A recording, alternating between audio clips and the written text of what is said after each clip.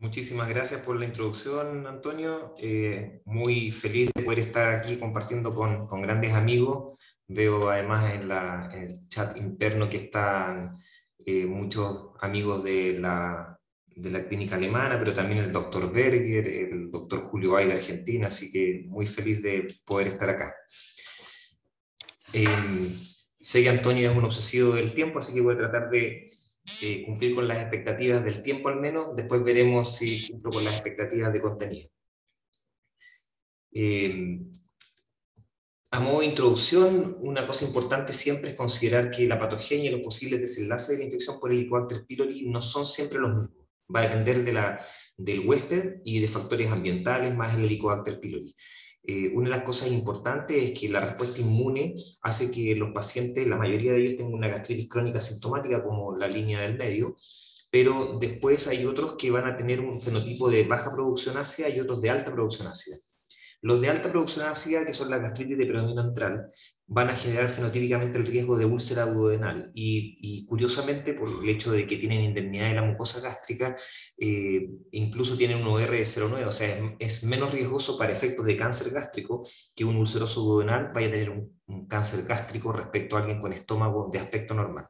Y después tenemos el subgrupo de baja producción ácida, que es una pangastritis que va a tener gastritis atrófica, y estos van a evolucionar fenotípicamente a mayor riesgo de úlcera gástrica y cáncer gástrico.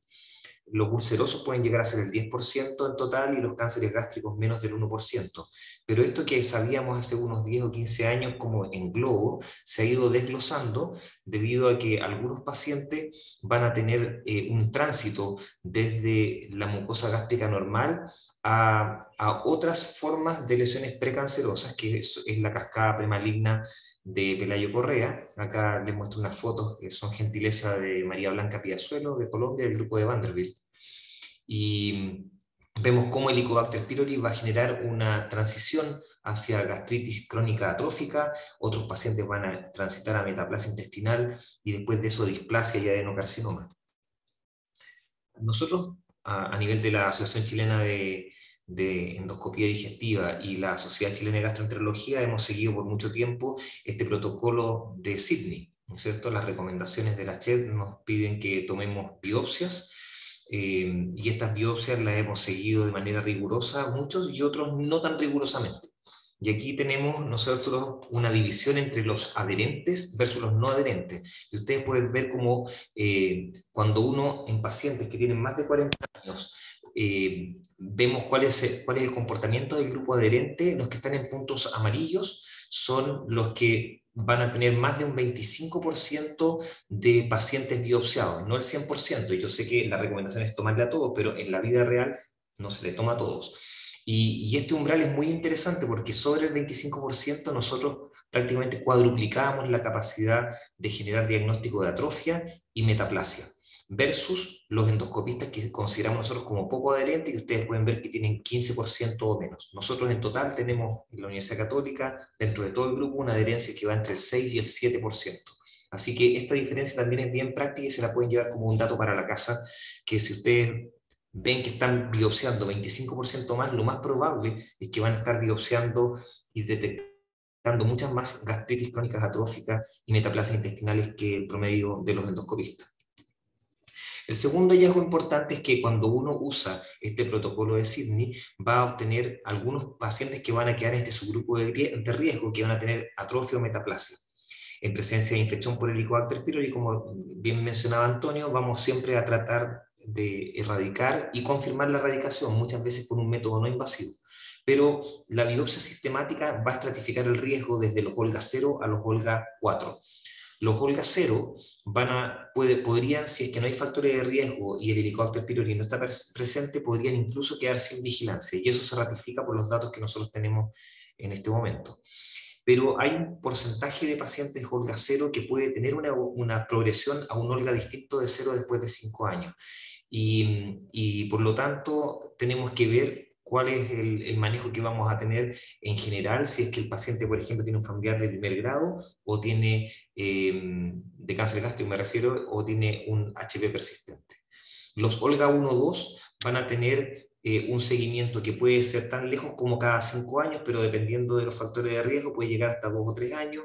Los Olga 3-4, la recomendación de la CHED es hacer endoscopía anual, pero si no hay otros factores de riesgo, podría ser cada 2 o 3 años, no solamente validado en los datos nosotros de la Universidad Católica, sino que también es coherente con lo que se observa en un grupo de Singapur, que es de seguimiento de pacientes de origen chino, con una prevalencia similar a la chilena. Después les voy a mostrar algunos datos de ese estudio.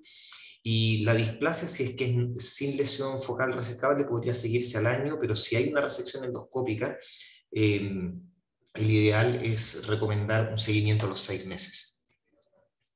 En el proyecto Predecan, que nosotros desarrollamos hace 4 años atrás, vimos que las lesiones premalignas no son iguales dependiendo de la edad.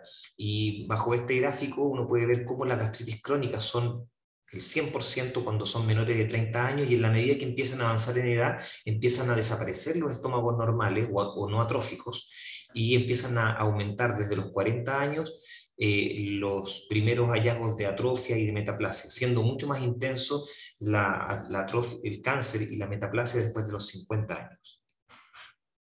Este estudio, que es un seguimiento de 20 años, el que tiene mayor tiempo de seguimiento de una cohorte, la cohorte colombiana, del estudio de María Blanca Piazuelo, con otros colegas que son amigos ya de varios años, de Antonio, mío y de muchos que nos hemos dedicado al Helicobacter y cáncer gástrico.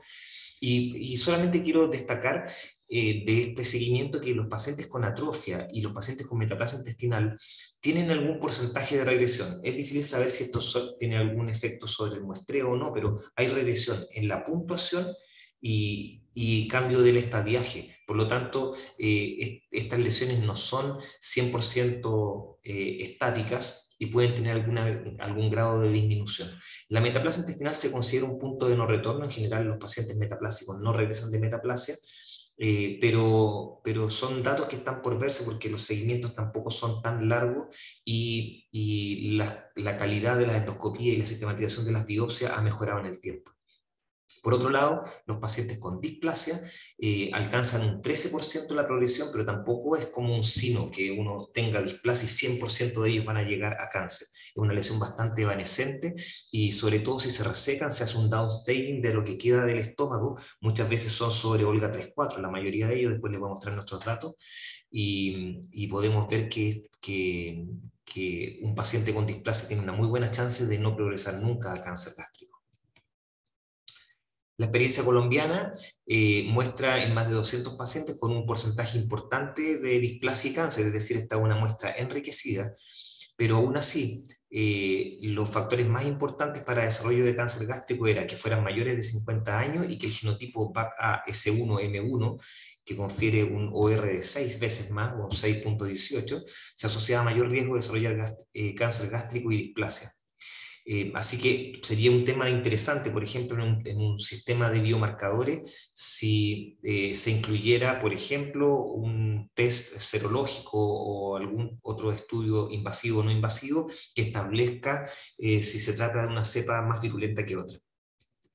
Por lo pronto, lo que hacemos en Chile es que encontramos el Helicobacter pylori y lo erradicamos, porque de estudios previos el 70% de las cepas son virulentas en Chile. Así que la mayor parte, uno puede inferir de que estando el Helicobacter pylori va a generar el daño esperado.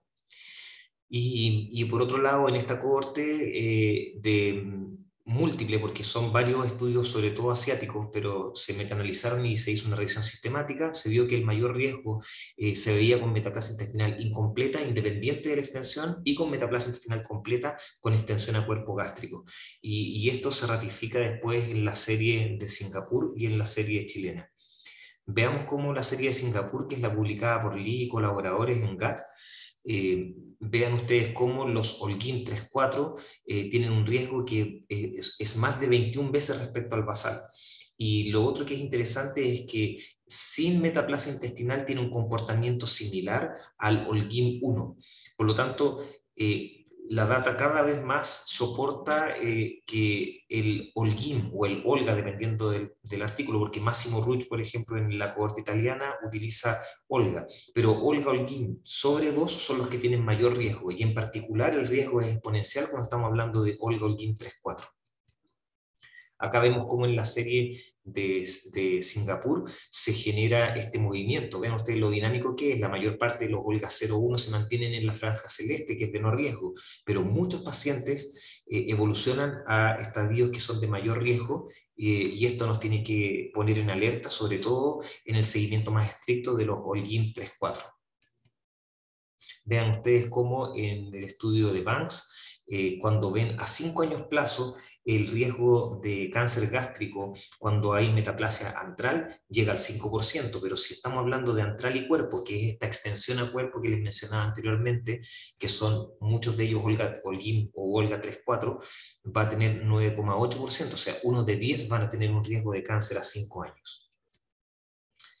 ¿Cómo nos acercamos? Bueno, en Chile lo que más hacemos es biopsia, pero hay otros que usan EGIM, o sea, un criterio endoscópico, y según esa correlación podríamos no tomar biopsia. Yo creo que hemos tenido un aprendizaje muy interesante y muy importante en estos 5 o 6 años de seguimiento estricto con biopsias, no solamente a nivel de gastroenterólogos, también a nivel de patólogos en este equipo interdisciplinario, y hemos aumentado significativamente el hallazgo y detección de cánceres incipientes y de displasia. Vean ustedes cómo otra intervención importante en términos de Helicobacter pylori sería complementarlo con erradicaciones masivas. No lo vamos a lograr a través de endoscopía, se debería hacer con métodos no invasivos como antígenos de deposiciones o aire expirado. Y vean ustedes cómo en las Islas Marshall, en Taiwán, cuando tenían 64% de prevalencia de Helicobacter pylori, la incidencia llegaba a 100. Y cuando bajaron a un 15-20% la prevalencia de Helicobacter pylori, el impacto que tuvo sobre la incidencia fue muy, muy significativo.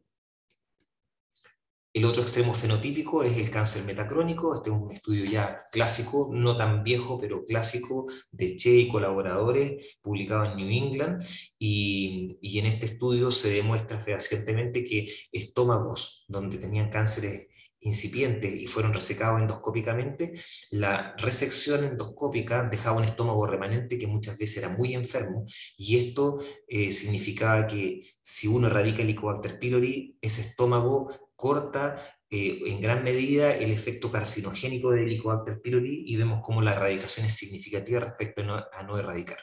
O sea, siempre hay un buen momento para erradicar. Si el paciente no ha desarrollado atrofia ni metaplasia, lo que va a hacer es evitar que desarrolle lesiones premalignas. Y cuando el estómago está muy dañado y ya tuvo un cáncer, va a evitar el metacrónico. Esta es la cohorte de seguimiento que tenemos nosotros en la Universidad Católica. En base a casi 8.000 endoscopías con biopsias con protocolo Sydney, seleccionamos las que tenían un seguimiento intenso, y este seguimiento que sigue muy de cerca las recomendaciones de ACHED, con más de 500 pacientes, vemos cómo encontramos en una mediana de 3 meses, porque llevamos esta es la mediana, pero tenemos pacientes que llevan 6 años en los extremos de seguimiento y tan poco como 3 años en la mediana. Y nosotros lo que encontramos fue un 22% de Olga 3-4, es decir, que es una cohorte enriquecida de alguna manera, hay más seguimiento, pero independiente de eso, un tercio de los pacientes que tienen 2 o más biopsias son Olga 0, así que nos permite tener un muy buen comparador. Y ustedes pueden ver cómo encontramos adenocarcinomas, 6 incipientes y 9 displasias. Acá tenemos la curva de Kaplan-Meier, donde tenemos los Olga 0 sin ningún riesgo, los Olga 3-4 con un riesgo que es compatible con lo que se había visto en las cohortes italianas y de Singapur, pero algo muy interesante es que los Olga 1-2 sí tienen un riesgo intermedio, y nos hace pensar de que los pacientes con Olga 3-4 deberían tener al menos un seguimiento endoscópico a los 3 años, y los pacientes con Olga 1-2 deberían tener al menos un seguimiento a los 5 años.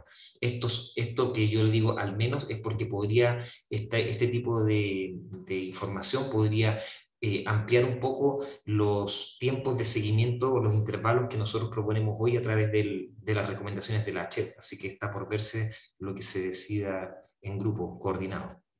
Y aquí vemos cómo la mayor parte de las displasias y adenocarcinomas se concentran en los Olga 3-4. Ese es el grupo target al cual deberíamos estar enfocados. Acá tenemos la mediana de 336 meses sin muertes por cáncer gástrico, que es nuestro objetivo, ¿no es cierto? Nuestro objetivo es diagnosticar precozmente y evitar muertes. Acá están los casos. Siempre es bueno tener algunas imágenes, ¿no es cierto? Vean ustedes cómo se veían estas lesiones incipientes y los adeno-CA, con lesiones deprimidas que después fueron resecadas y confirmadas histológicamente. La mayor parte han tenido resecciones endoscópicas. Hay un paciente con una gastrostomía y otro que está pendiente de tratamiento porque lo diagnosticamos en el verano. Para finalizar, las recomendaciones serían detección no invasiva como una opción de tamizaje poblacional, por ejemplo, serológico, biomarcadores de atrofia, metaplasia y cáncer gástrico, o estudios que sean directamente para Helicobacter pylori como aire expirado o antígeno en deposiciones. La endoscopía digestiva alta es el mejor método de detección de atrofia, metaplasia intestinal, idealmente con cromoendoscopía y magnificación. La erradicación del Helicobacter pylori es costo efectivo desde el nivel poblacional hasta la prevención de cáncer metacrónico. La recolección de biopsias mediante protocolo SIDNI en mayores de 40 años nos permite detectar un 50% de pacientes con atrofia y entre un 20-30% de metaplasia intestinal, dejando más o menos la mitad de los pacientes sin necesidad de seguimiento, así que es un muy buen filtro. Los Olga 01, normal o atrofia leve sin metaplasia intestinal, podrían quedar sin seguimiento, salvo que persista el Helicobacter pylori o tenga familiares de riesgo de primer grado por riesgo genético. Los Olga 2, según el estudio italiano, no deberían tener ningún seguimiento, pero según nuestra experiencia deberían tener un seguimiento al menos a los 5 años. Los Olga 3-4 podrían extenderse un poco el seguimiento respecto a lo que menciona Chet, a 2 o 3 años, y si hay displasia, evaluar la lesión focal resecable y controlar los 6 meses luego de seguimiento según el Olga. El punto 7 es el cáncer gástrico con estómago remanente, que en base a la literatura sería erradicación del Helicobacter pylori y control anual por los siguientes 5 años. Muchas gracias.